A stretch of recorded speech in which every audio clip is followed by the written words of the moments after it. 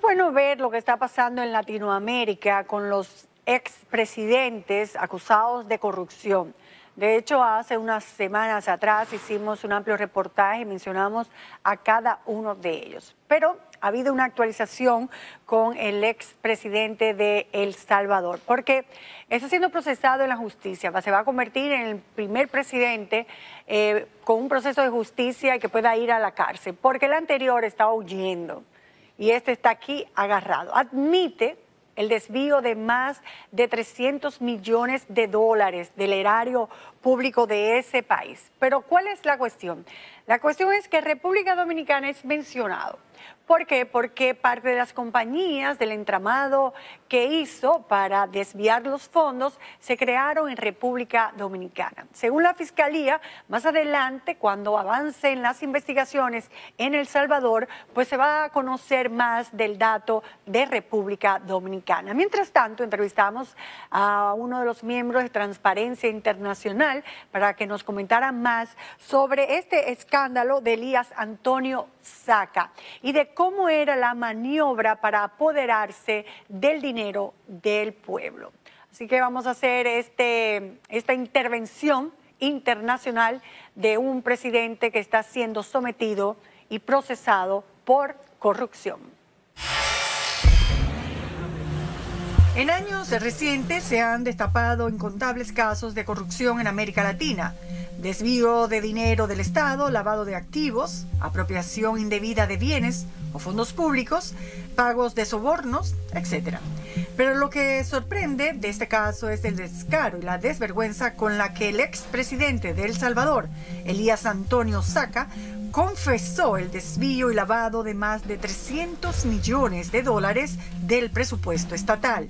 Elías Antonio Saca gobernó la nación centroamericana entre el 2004-2009 y durante su periodo creó un entramado que incluyó un reglamento que le permitía manejar fondos públicos de manera secreta, amparado en la supuesta seguridad del Estado.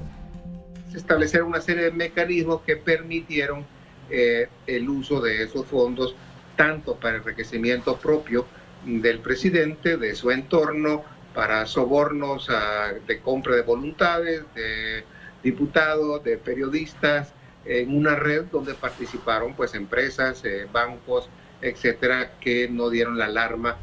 El expresidente salvadoreño pactó la confesión con la Fiscalía General de su país a cambio de recibir una condena mínima por los delitos cometidos por él y varios exfuncionarios de su confianza.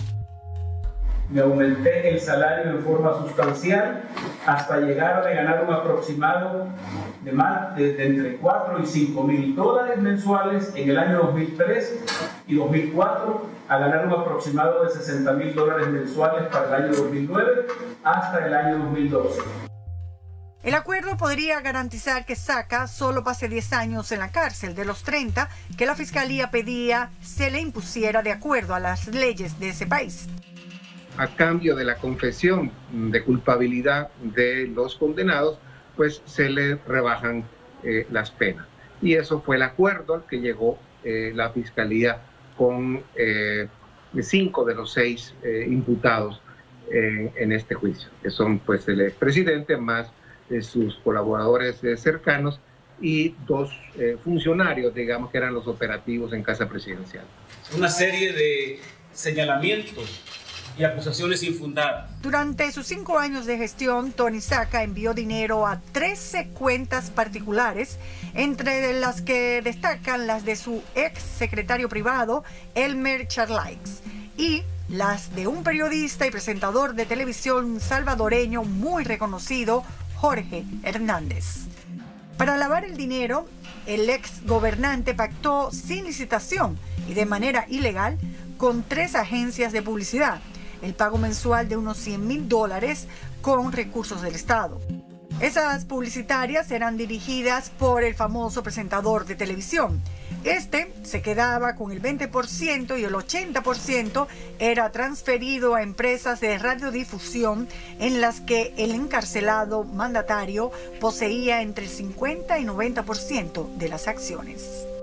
En esta trama de empresarios y el pequeño grupo político del expresidente, El periodista ya mencionado, Jorge Hernández, tuvo una participación estelar, pues según el testimonio de un testigo protegido, que solo ha sido identificado como Olimpo, el comunicador usaba una empresa a su nombre para simular el cobro de casi 6 millones de dólares en falsas deudas, ¿en dónde? En República Dominicana y varios países de Centroamérica. Hernández cobraba una comisión del 15% por estas transferencias con las que blanqueaban el dinero, y aunque no se sabe si en realidad usaban los nombres y documentos de alguna empresa en este país, es posible que se revelen datos en el futuro sobre este asunto. Usar los recursos legales para demostrar nuestra inocencia. Ha habido viajes de este señor y hacia Jorge Hernández hacia República Dominicana, y se conoce pues que él, tanto del expresidente Saca como del expresidente Funes, era el operador, y que él ha colocado fondos de estos expresidentes en el exterior y posiblemente en República Dominicana. Tras la salida de Elías Antonio Saca del gobierno en el año 2009 y la llegada a la presidencia de Mauricio Funes, el famoso comunicador mantuvo contacto directo con el nuevo mandatario. Incluso en varias ocasiones se les vio juntos de manera informal, como en esta fotografía tomada en un bar de Miami, en el que tomaban licor y fumaban junto a dos mujeres. Sin embargo, más adelante Funes se distanció del periodista, acusándolo de dirigir una red de corrupción, aunque él mismo luego no salió bien librado del caso, pues ahora es acusado por la Fiscalía salvadoreña de desviar 351 millones de dólares del erario público y lavar más de 10 millones de dólares a través de una red de corrupción. Funes se encuentra en Nicaragua bajo la figura de asilo político, pero las autoridades de su país podrían emitir alerta roja de Interpol para solicitar su captura internacional, por lo que Elías Antonio Saca pasa a la historia como el primer mandatario de su país que es llevado a juicio de fondo por corrupción, ya que el otro está huyendo. La Fiscalía General de El Salvador ha incautado hasta ahora 35 viviendas propiedades de Saca y su grupo familiar, 46 vehículos, entre ellos varios de lujo y blindados, 11 locales comerciales, 3 haciendas, y han intervenido 6 empresas de comunicación conformadas por 16 estaciones de radio ubicadas en áreas lujosas de ese país. Además de que le fue incautado todo el dinero depositado en sus cuentas bancarias. En total, se estima que todos los bienes incautados por las autoridades salvadoreñas estarían valoradas entre 30 y 40 millones de dólares. Solo se van a recuperar 25 millones de 300, y esto es muy poco, y son pocas las penas. Entonces el presidente entre 3 años va a salir y va a gozar de ese dinero. Eso hay que matizarlo, porque de esos 300 millones no todo fue al expresidente y a sus colaboradores. Las autoridades continúan rastreando sus propiedades y se espera que en el futuro próximo comiencen a localizarse las propiedades que el expresidente Tony Saca pudiera tener fuera del país, incluyendo nuevamente República Dominicana.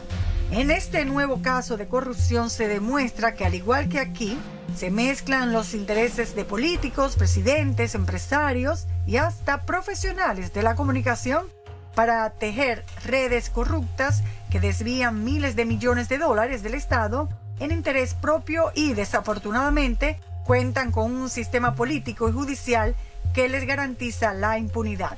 Al menos en El Salvador no está pasando así, pero aquí, en nuestro país, sí.